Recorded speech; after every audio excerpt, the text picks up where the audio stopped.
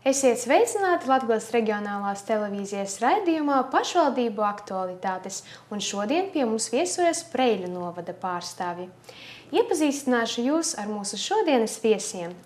Tātad pie mums ciemos ir Preiļu novada domes attīstības daļas vadītājs Zigmārs Erts. Sveiki! Sveicināti. Un tāpat pie mums viesojas Preiļu novada vēstures un lietišķās mākslas muzeja direktore Tekla Bekeša. Sveiki! Sveiki! Tad ķersimies pie mūsu šīs dienas tēmām un sākšu laikam ar Erta kungu. Mans pirmais jautājums ir tātad par projektiem, kas šobrīd tiek īstenoti Preiļu novadā. Piemēram, varētu sākt ar izglītības iestāžu renovāciju. Jā, jāsaka, ka šis gads ir Preiļu novadam diezgan bagāts ar dažādiem projektiem. Lielākais finansējuma ziņā, protams, ir ūdenssaimniecības sakārtošanas projekts Preiļu pilsētā, taču pēc finansējuma apjomīgs ap 2,5 miljoniem ir arī izglītības iestāžu rekonstrukcijas, renovēšanas projekts. Šajā projektā ir iesaistītas vairākas izglītības iestādes Preiļu novadā. Mēs jau redzam, ka ir veikti energoefektivitātes uzlabošanas darbi Preiļu mūzikas un mākslas skolā. Tāpat arī Preiļu valsts gimnāzijā ir nosiltināti 3 šīs ēkas bloki. Šobrīd aktīvi darbs turpinās pie citām izglītības iestādēm. Tā ir Preiļu 2. vidusskola, Preiļu 1. pamatskola, pirmskolas izglītības iestāde Pasaciņa un arī Preiļu valsts gimnāzijā tiek rekonstruēts ēdināšanas bloks, faktiski, kurš šai izglītības iestādē nekad arī nav bijis. Kāda ir bijusi nepieciešamība pēc šo izglītības iestāžu remonta? Cik sen tur nav veikts kapitāls remonts? Jāsaka, ka nepieciešamība, protams, ir bijusi. Pirmkārt, tā ir izglītības iestāžu energoefektivitātes paaugstināšana, jo šīs ēkas ir pašvaldības un pamatā diezgan lielu ieguldījumu prasa arī šie apkures izdevumi. Tāpat arī varam minēt to, ka, piemēram, Preiļu 1. pamatskolā nav iekšējie remontdarbi veikti ļoti sen. Ir fragmentāri veikti zināmi remontdarbi, taču, teiksim, lielāks remonts nav veikts. Vai jūs varat minēt arī finansējuma avotus un aptuveni? Jā, tātad finansējums šim projektam, kā jau minēju, ir kopā visām izglītības iestādēm ap 2,5 miljoniem latu. Un šis ir RF projekts, kas tiek finansēts no aktivitātes 3621 atbalsts noda pašvaldību kompleksai attīstībai. Vai šī projekta laikā ir radušās kaut kādas grūtības, teiksim, varbūt ir kaut kādas sūdzības, ja mācību laikā notiek remontdarbi? Jā, protams, katrā projektā rodas savas problēmas un savas grūtības. Šeit jāsaka tas, ka lielākā problēma ir tā, ka zināmā mērā darbs notiek arī ar cilvēkiem un iestādēs ēkās, kurās notiek cilvēki, un ja tās ir izglītības iestādes, tad ir tam jāpievērš ļoti īpaša uzmanība, un jāsaka, šeit nav bijis cits risinājums, kā uzsākt darbus arī tajā brīdī, kad šajās ēkās ir cilvēki. Šobrīd tiek meklēti dažādi risinājumi, kādā veidā tiek bērni pārvietoti klasēs, kādā veidā tiek risināti drošības jautājumi, un man liekas, šobrīd tas tiek darīts veiksmīgi salīdzinoši. Kādi būs lielākie ieguvumi gan skolēniem, gan skolotājiem un vispār visam Preiļu novadam, kad renovācija būs pabeigta? Kad renovācija būs pabeigta, principā visas izglītības iestādes, kuras ir Preiļu novada domē, pilsētā būs nosiltinātas. Tātad gan skolēniem, gan skolotājiem būs kļūsi pievilcīgāka vide arī iekštelpās, un Preiļu valsts gimnāzija būs iegūst savu ēdināšanas bloku. Tas ir ļoti jauki. Un vai ir zināms jau konkrētais datums, kad šie darbi tiešām tiks pabeigti? Tātad visi būvdarbu līgumi, kas ir paredzēti šī projekta ietveros, ir plānoti visus rekonstrukcijas darbus pabeigt līdz nākamā gada 1. augustam. Tātad līdz nākamajam mācību gadam? Jā, respektīvi šobrīd ir tā, ka ir jāpacieš atsevišķas nērtības, taču nākamo mācību gadu varēs sākt skaistās, smakās renovētās ēkās. Skaidrs. Tad mans nākošais jautājums, cik man ir zināms, jums ir arī notikusi Preiļu parka dīķes lūžu rekonstrukcija. Vai jūs varat mazliet arī pakomentēt šo, vai arī tas vēl šobrīd ir procesā? Jā, šobrīd ir procesā Preiļu parka dīķes lūžu rekonstrukcija. Jāsaka, ka es esmu pats ļoti gandarīts šobrīd par šiem darbiem, jo neskatoties uz to, ka pilsētā tiek risinātas daudzas citas problēmas, tomēr pašvaldība ir gan maz laika un jo vēl mazāk, teiksim, finansējumi ir atlicis tieši Preļu parkam. Šobrīd tātad ir Preļu nodoma lēmusi par kredīta ņemšanu parka slūžu rekonstrukcijai, un tātad papildus ir arī bijis domas lēmums par to, ka 10 000 apmērā tiek arī veikta lielā dīķa dūņa tīrīšana. Tā ka, respektīvi, nākamā gada pavasarī varēs izmantot šo te pludmali, kura ir izveidota arī šogad projekta ietvaros, un tātad Preļu noda iedzīvotāji varēs izmantot šos labumus. Kāds ir bijis slūžu un dīķu stāvoklis? Kāpēc šī renovācija bijusi nepieciešama? Jāsaka, slūžu stāvoklis ir bijis ļoti bēdīgs. Faktiski viņas jau vairākus gadus nav bijušas regulējamas, un līdz ar to, ka viņas nav bijušas regulējamas, nepastāvēja iespēja arī regulēt ūdens līmeni Preļu parkā. Teiksim, tas stāvoklis ir tāds, ka šobrīd viņas bija galīgi sabojājušās, un ūdens tecēja cauri. Un tas lielākais iegums Preļu novada iedzīvotājiem un arī turistiem droši vien? Jā, protams. Labi, tad paturpināšu jautāt jums par jūsu varbūt jau arī citiem iesāktajiem projektiem un nākotnes iecerēm.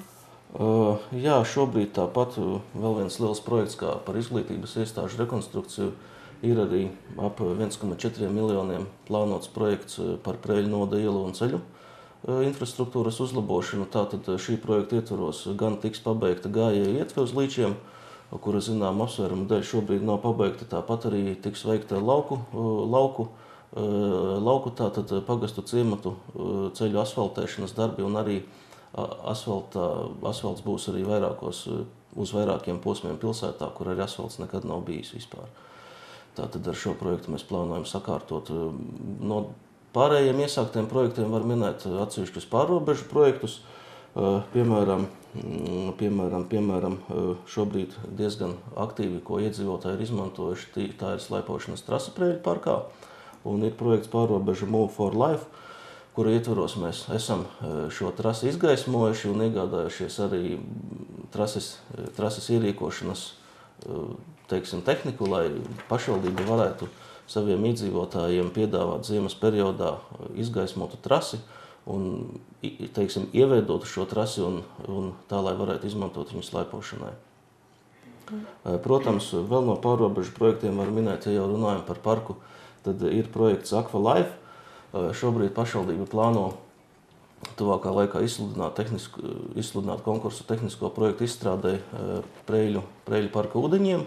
Ir dažādi izstrādāti tehniskie projekti bijuši tieši pašam Preļu parkam pilī, taču ūdeņiem arī nav pieticis nec laika, nec finansējuma, bet šobrīd tas tiks darīts un turpmāk tiks meklētas iespējas, lai piesaistītu finansējumu šo tehnisko projektu realizēšanai. Vai varat mazliet vairāk arī pastāstīt par ielu vingrošanas laukumu?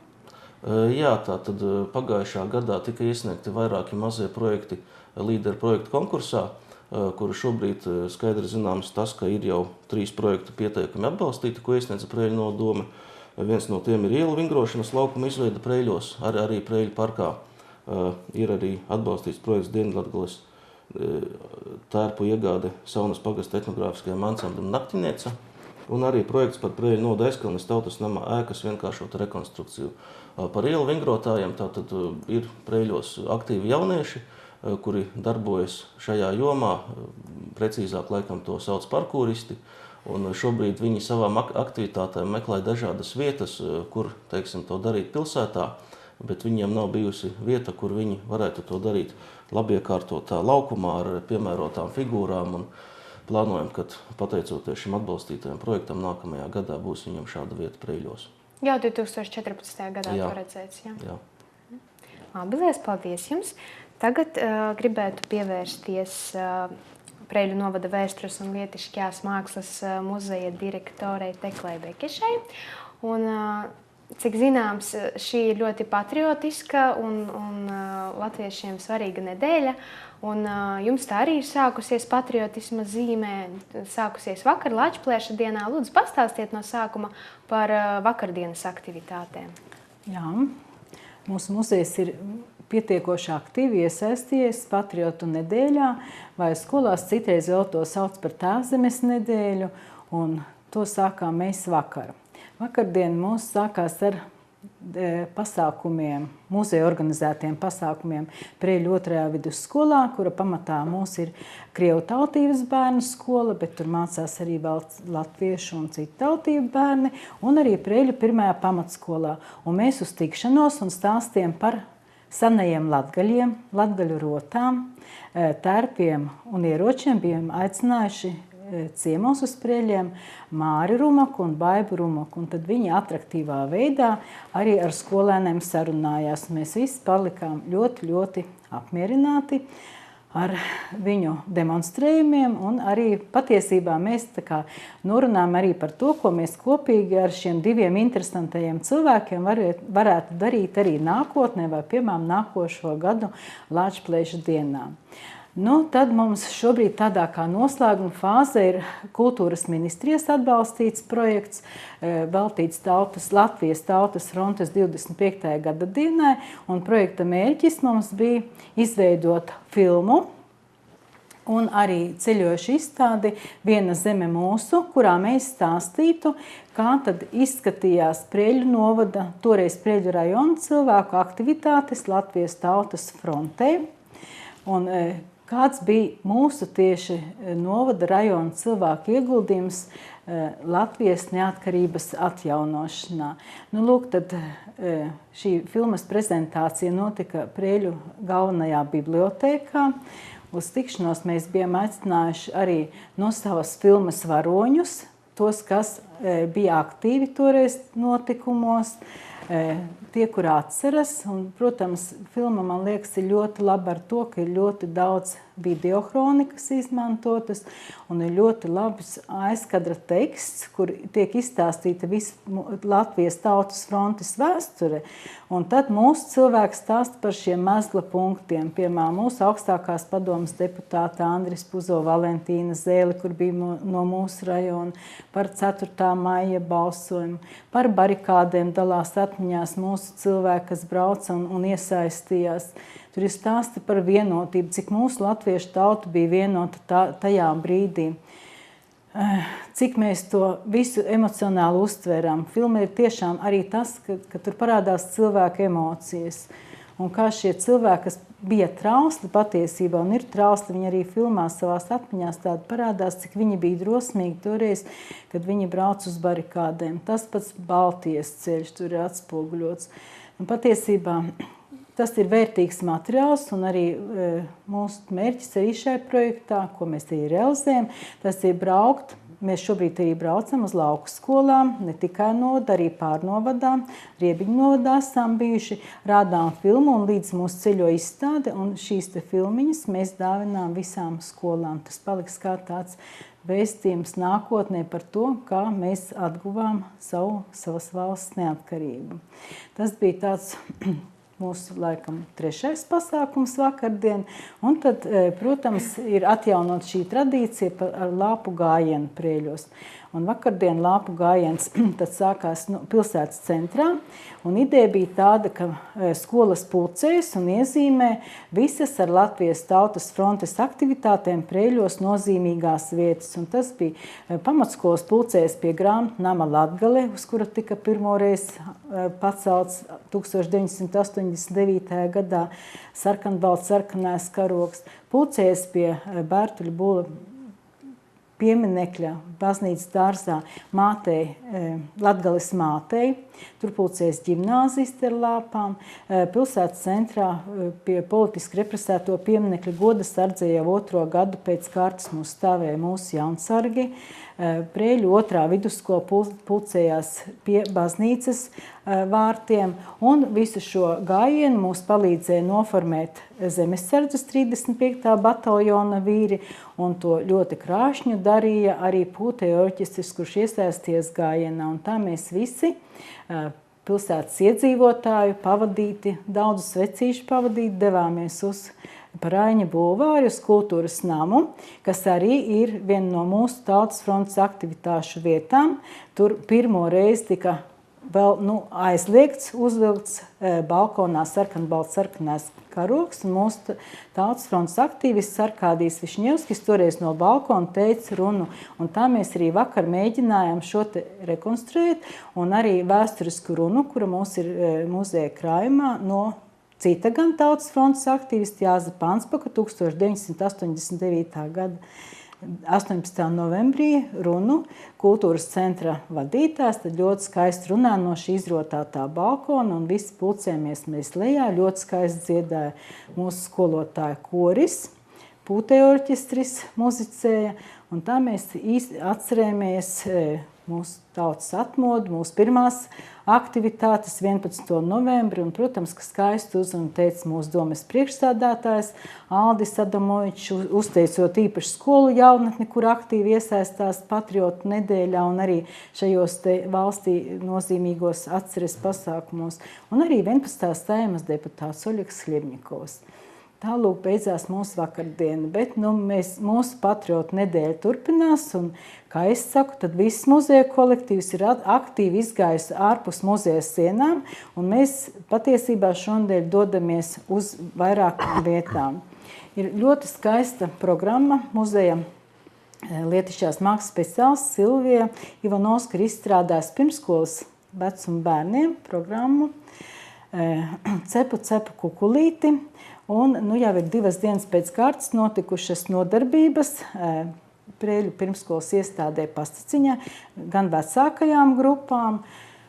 Un šīs programmas laikā mēs it kā realizējam tu ideju, bija jau tā, ka Kursīte Janīna, mūsu arī novadnieces profesori, bija uzdevusi tādus jautājumus, nosauciet 10 Latvijas svētumus, un tad es viņai pirmais, kas uzreiz nāca prātā, es teicu, tā ir maize, jo agrāk arī vecmām mācīja, maizīt nokrīt uz zemes, jāpaceļ, jānoskūpst, jo tas ir svētums.